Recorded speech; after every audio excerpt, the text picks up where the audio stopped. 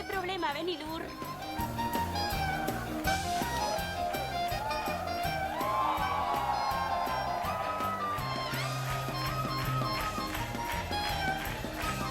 Pará, por favor, me estoy mareando. Relajá, que está buenísimo. Basta, en serio. ¿Vos agarraste la época de Little Park o sos más chica? ¿Viste que lo cerraron porque un carrito salió volando?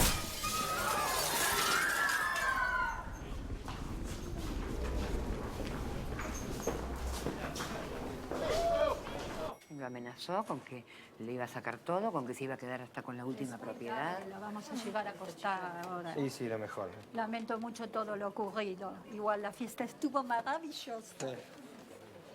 Permiso, por favor. La mayoría de las heridas son superficiales.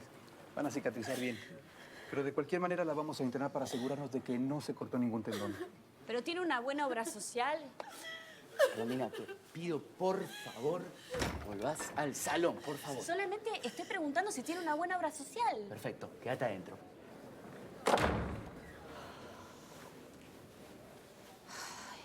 Estoy bien.